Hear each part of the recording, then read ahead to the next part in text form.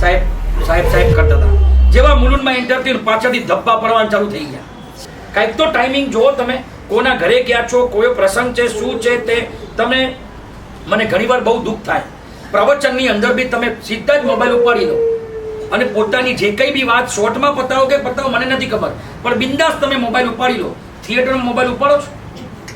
થિયેટરમાં તમારા mobile flight mode પર ચાલ્યા જાય. કેમ? આમાં ડિસ્ટર્બ ન થવું જોઈએ.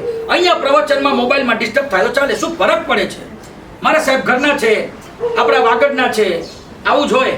હું જ્યારે બહુ ટાઈમ પહેલાં જ્યારે બોમ્બે અમે આવ્યા ના, અત્યાર સુધી આખા વિહાર યાત્રામાં મારા સાહેબ સાતામાં સાહેબ સાહેબ સાહેબ કરતા હતા.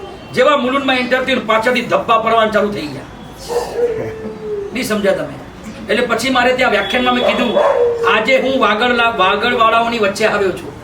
કે વાગડવાળા માટે તો કે આપણા બાલમુનિ અને આમ ધબ્બા મારતા, ઓહો મારા સાહેબ બહુ સારું વ્યાખ્યાન આપો છો, આમ શાબાશીઓ આપતા જાય. બોલો. અને એક કાકાએ તો હદ કરી, આશીર્વાદ આપે, ખૂબ ખૂબ આગળ વધો. એમના મને જાણે કે એમના પોતરાએ દીક્ષા લીધી હોય અને એમનો પોતરો મને ગમ્યું, મને કઈ વાંધો નથી, પણ કંઈક તો ટાઈમિંગ જો તમે પબ્લિક વચ્ચે છો, બધો સામયું ચાલી રહ્યું છે, એની વચ્ચે આ બધું ચાલે. એટલે હું તો પછી છે કાંઈ છેલ્લે થઈ ગયો. મેં કીધું એક કાકાએ તો માથે પકડ્યો, કોક અહીંથી પકડી લેશે તો મેં કહ્યું ભાઈ આપણે પાછળ રહો. મને ઓલા ખેંચીને આગળ લઈ ગયા. ક્યાં લીધા પાછળ? અરે ભાઈ અહીંયા અમારા પર શું વીતી રહ્યું છે એ બોલાયું નથી. આમ ધબ્બાઓ મારે એ દિવસે કમર એટલી દુખી કે વાત જવા દો. નહીં હોય તો દુનિયાભરના આશીર્વાદ પડ્યા. કેમ કે વિડીયો મારા વ્યાખ્યાનના વાયરલ થાય એટલે લોકોને ગર્વ થાય, ઓ આપણા મહારાજ આટલું સરસ વ્યાખ્યાન આપે છે. તો એટલી શાબાશીઓ આપણા પર પડી કે વાત જવા દો. કમર તૂટી નહીં, બસ એટલું બચ્યું હતું.